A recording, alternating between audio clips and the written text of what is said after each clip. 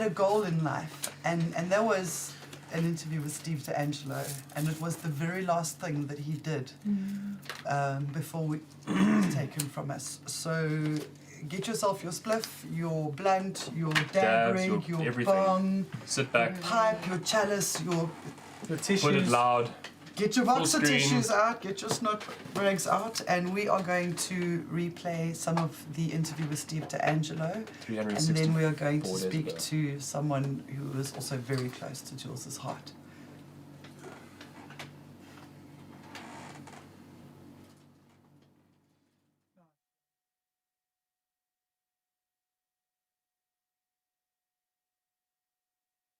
When you talk about the amount of times that you have to pick yourself off the floor, being an activist and getting nailed every time, Steve DeAngelo is actually the master of the game. They've taken so many knocks over the years, but he's just one of those tenacious activists that is now reaping the benefits of everything that he's put in over the last 30, 40 years. I've watched all of his YouTube thing that they put out from Harborside. I mean, when they came out, I was so amazed. So, OG. Yeah. Steve DeAngelo, I believe you're on the Zoom waiting to come to Johannesburg. Good evening. There he is. Well, good evening, Yes. or good morning, or good afternoon, as the case may be, wherever you are. Yeah. It's 4:20 It's everywhere. lovely to be with you At here. some point. Great to be in Johannesburg. Steve, it's 20 to 8 in the evening on a Thursday in Johannesburg. Welcome to Africa for the first time. The last time you and I met in September last year. No sound? Can you hear me? No, can you turn? I need a little more volume. My rock and roll ears, guys. Turn it up. Okay. Okay. Your rock and roll ears. Okay. There we go. All right, Steve. The last time we met in September last year, it was a totally different world. And for the last 3 months, South Africa's been on a pretty hectic lockdown ourselves. It's quite a brutal one around here. There's no quarter. The cops are really heavy-handed. We've been chatting to people around America over the weeks. We spoke to Danny Danko in New York City, and he told us about the lockdown there and how they've been affected. We spoke to Russ Belville in Portland, Oregon, to see how it was going there. How's it going with you in San Francisco with these crazy times that we're living in at the moment? Well, in the entire state of California, cannabis has been declared an essential business, and so the lockdown does not apply to us. So from a business point of view, there really hasn't been very much change in our lives. In terms of lockdown, having consumed a vast amount of cannabis through my lungs in my life, and being 62 years old, I made a decision to isolate myself long before the lockdown happened, and I'm maintaining that decision and doing most of the work that I used to do in person the way that we're doing it now. I see there's a newspaper headline online this morning in South Africa that your governor in California has decided to double back down on your lockdown conditions. There seems to be a flare-up. Harborside stays open all the time for your medical patients. Am I correct? Well, we're open for everybody. All of the Harborside shops are licensed to serve both medical cannabis patients and any adult who wants to consume cannabis for whatever reason, therapeutic or otherwise, that they choose to. So the lockdowns really, if anything, they may have boosted sales a little bit because people have more time to consume cannabis. It used to be that a lot of folks only had half a day or part of a day to consume cannabis, and now we're able to do it longer. So our business is, if anything, it's been a little bit of a benefit to the business. Okay. So, and you weren't wrapped up in any of those terrible pictures of the riots that we saw a month ago when it all exploded countrywide. I saw pictures of some dispensaries in downtown San Francisco, particularly in LA, was hit badly. You're intact, yeah? Everything's fine. All of our people are fine, which is the important thing. We did have some burglaries that happened while the riots were going on, and the police were otherwise distracted. They were professional gangs of thieves who have been targeting us for years. So we did suffer some losses there, but everybody's fine, everything's good, and the business continues to go on. So I'm not terribly concerned about that. you know, for us, there's just been this tremendous awakening in the United States now to the reality of racial injustice and in particular, the reality of police brutality and police murders, which have just gotten completely out of control here. So that's really what I've been focused on. Most of my efforts have been focused on the Last Prisoner Project and doing the best that we can to get mostly black and brown people who have been imprisoned on cannabis charges out before COVID kills them. Right. Yeah. Well, I saw the other day that Melissa Etheridge has just joined the fold. I mean, it's really exciting, Steve. The big names in entertainment with massive social media followings are now joining you to basically, this is going to be your defining work. That's my opinion. I think it's the most incredible thing that you've set out to do. Whether you say personally that even if it doesn't get done in your lifetime, it will carry on. But I think you're onto something absolutely magnificent. Tell us a bit about the people that are joining the en masse now.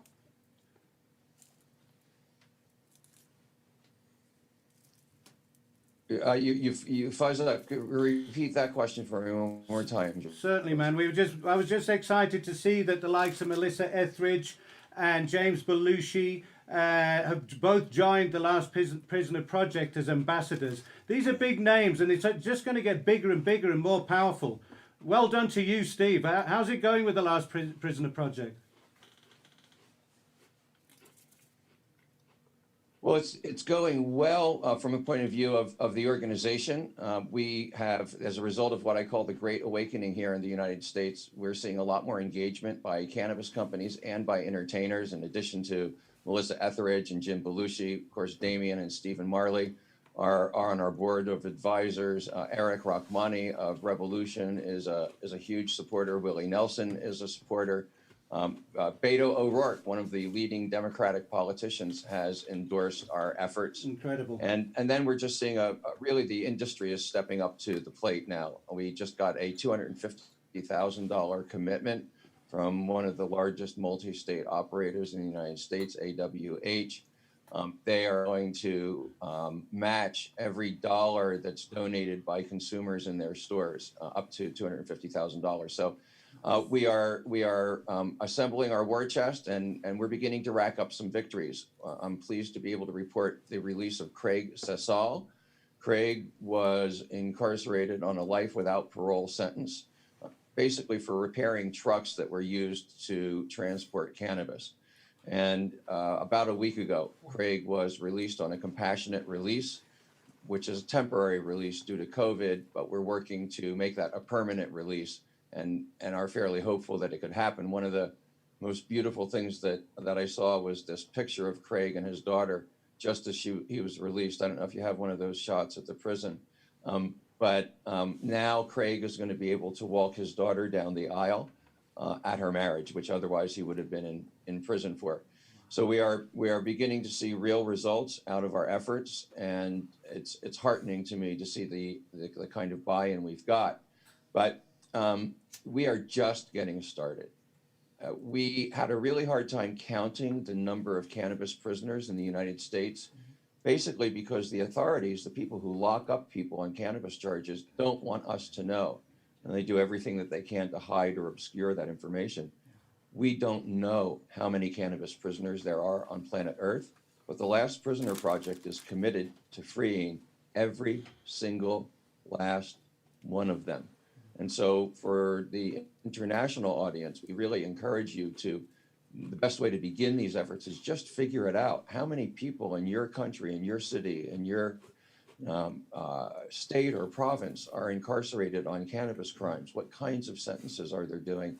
And if folks could start collecting that information and send it off to us at Last Prisoner Project, that would be tremendously helpful. The first thing we need to do to attack the problem is get a handle on exactly what it is, what its magnitude is. So we are beginning to branch out now from our base in the United States because of the donations we've received. We're building out our staff, and we're beginning to do what we've always intended to do, which is stretch our mandate all around the globe. Great. Nice. So give us an idea of the numbers we're speaking about, Steve. Is there a ballpark figure as to how many people are incarcerated just on a cannabis charge? How big's the mountain you're climbing?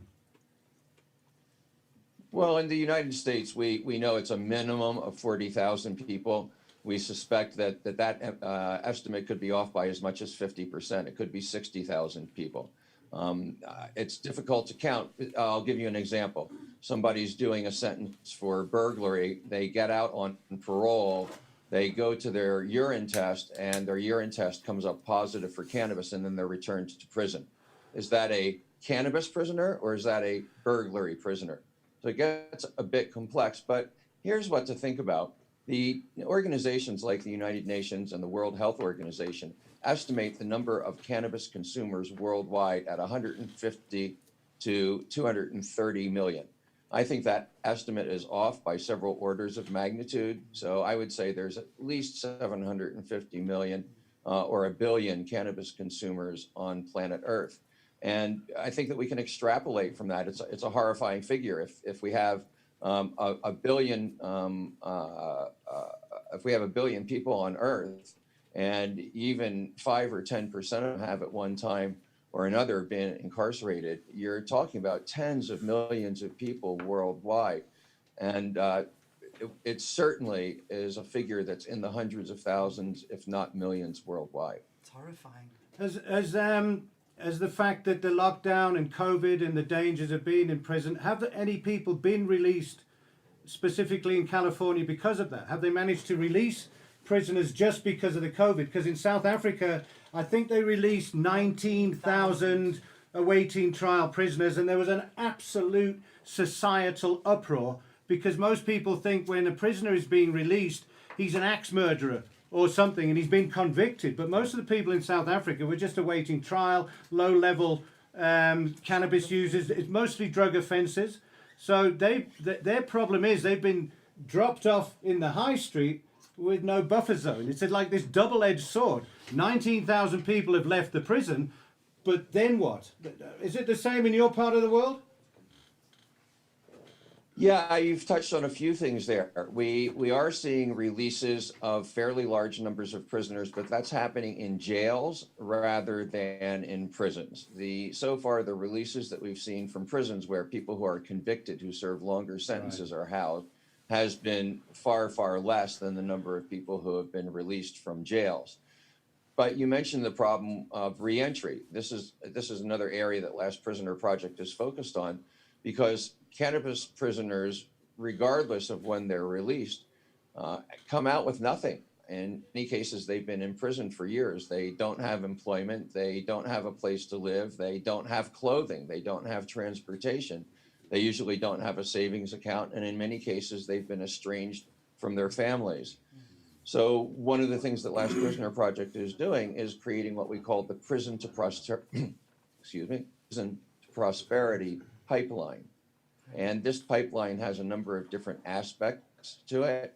There's a mentorship program which introduces recently released cannabis prisoners to executives in the cannabis business, in the cannabis industry. Wow. There is an employment program. We're working with probably the largest cannabis human resources recruiter, Vangst. And Vangst is working with us to make all of our released prisoners available to cannabis companies that are looking for employees, and so we'll get them hired up. We also have a training program for released cannabis prisoners. They orients them to the demands of the legal cannabis business, which of course are very different from the unregulated cannabis business. And we're moving forward on all of those fronts. Again, there's been some success. If you check out the episode 4 of my podcast, Radio Free Cannabis, you'll see an interview with 2 recently released cannabis prisoners, Evelyn LaChapelle and Stephanie Shepard. And their stories are incredible in many regards. But towards the end of the episode, they talk about what a difference has been made in their life by being embraced by the legal cannabis industry. And Evelyn in particular has this very poignant story. Before she served 5 years in prison, Evelyn was a catering coordinator for one of the most famous hotels in San Francisco. after she was released, she got out and managed, because there's a law in California that says you cannot check a person's criminal record before hiring them.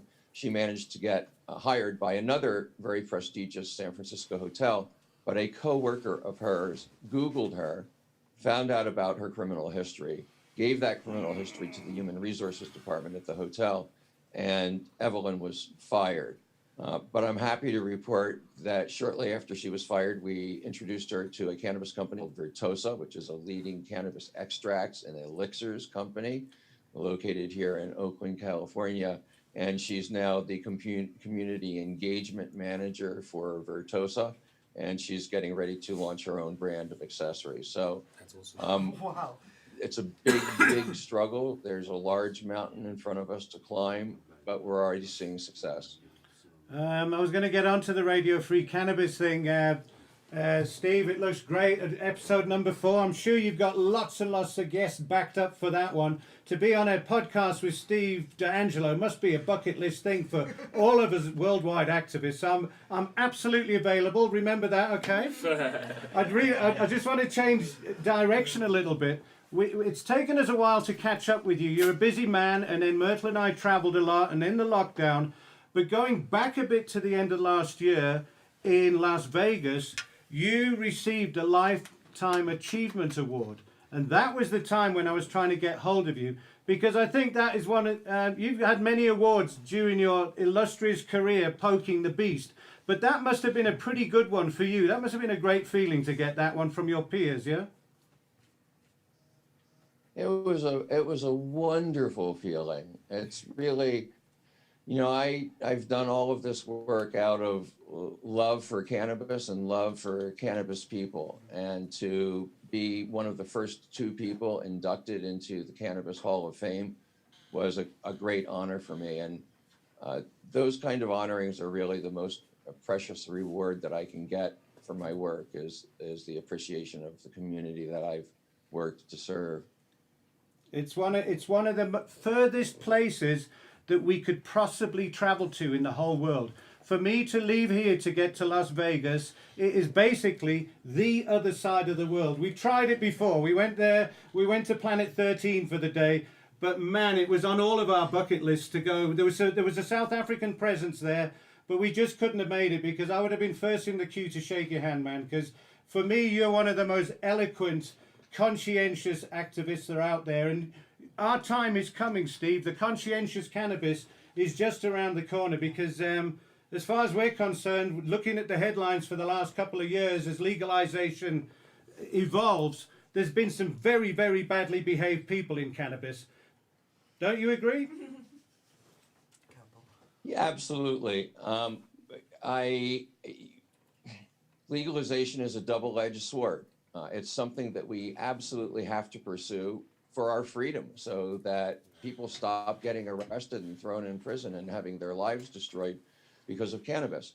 But we also know that once we legalize cannabis, then you have very large, well-funded, and quite ruthless corporations coming into the cannabis industry.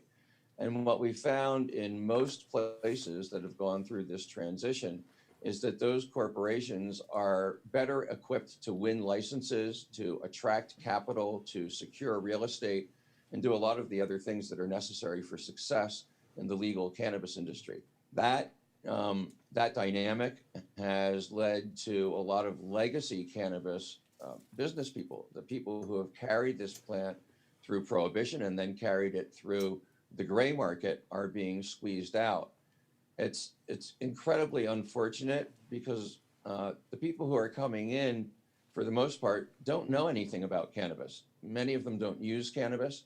They certainly don't have a deep personal relationship with the plant. And so my largest concern is the role that these corporations are going to play in introducing cannabis to people who aren't familiar with it. And I think that you're right, that I believe that what I call conscious, what you call conscientious cannabis, is going to rise, but it will rise because we make it rise.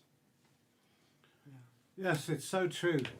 We are all we're all the conscious cannabis people. But let me just introduce the crew a minute, Steve. Buzz is over here. He's our MC. He's been sat in that chair for nearly 140 episodes now. Yeah. Dan is our grow specialist.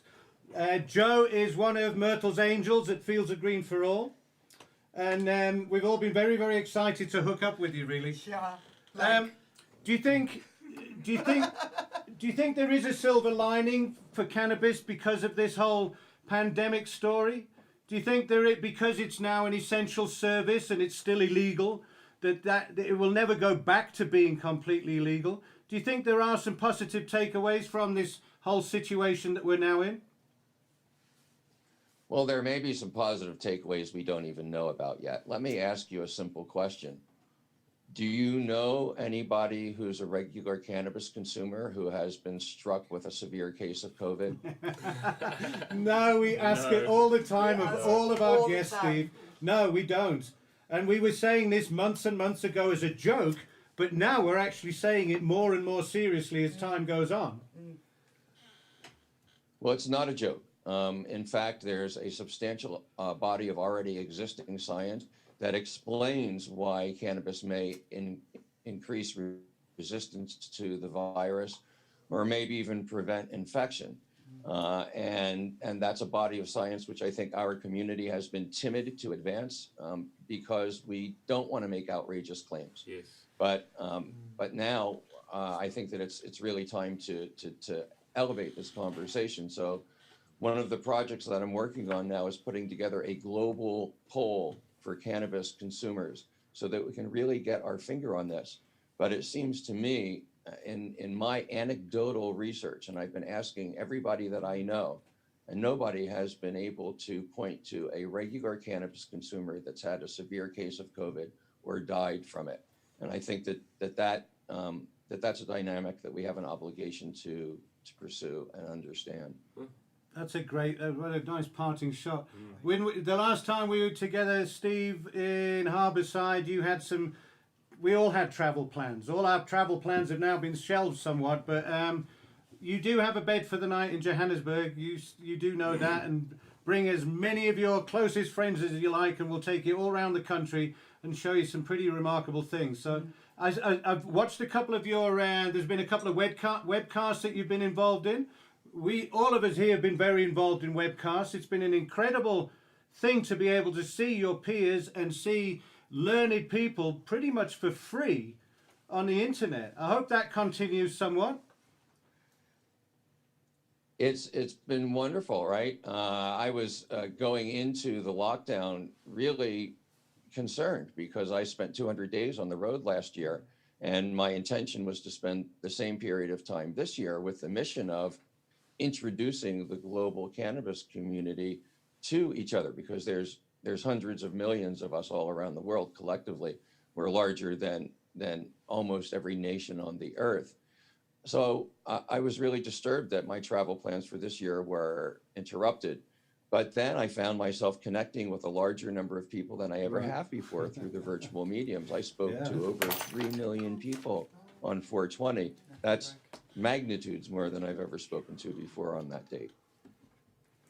It's been pretty exciting. We were doing a webinar just before this, and it really has transcended the boundaries of. We've managed to keep this show together because of that kind of technology for the last 2 months. We've only just managed to get back together on the couch now, Steve, for 2 weeks. For 3 months, we were in little boxes on the screen, totally isolated. But now the lockdown here has been softened slightly, and now we're just taking a chance. So, Steve, we wish you well on your mission that side. I'm sure you'll get to Southeast Asia. I'm sure you will get to Africa in the end, and we'll pick you up at the airport when you do.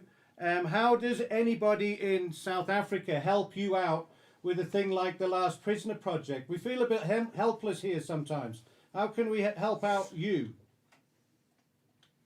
Well, it's very easy to plug into the Last Prisoner Project. Just go to the website, lastprisonerproject.org. What I would say in terms of immediate things that you can do is that we are in the middle of a campaign to release a prisoner named Michael Thompson. That is largely a virtual campaign. There's a number of different ways that South Africans could plug into that campaign and participate.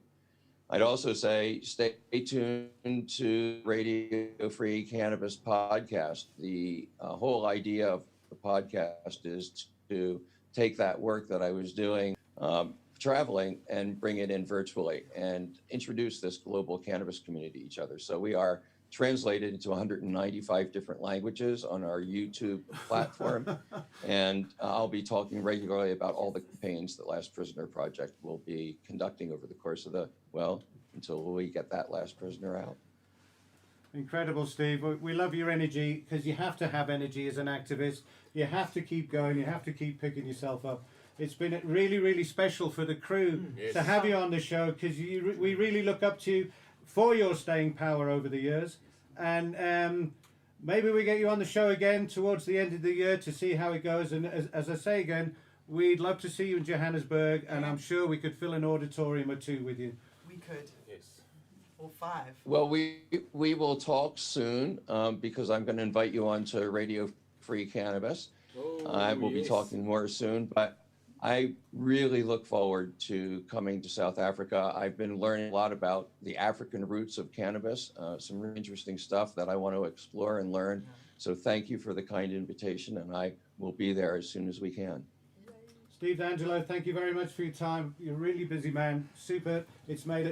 For me personally, it's made me feel great talking to you. Thank you, man. Super. Thank you so much. Stay lit. Be well, be free.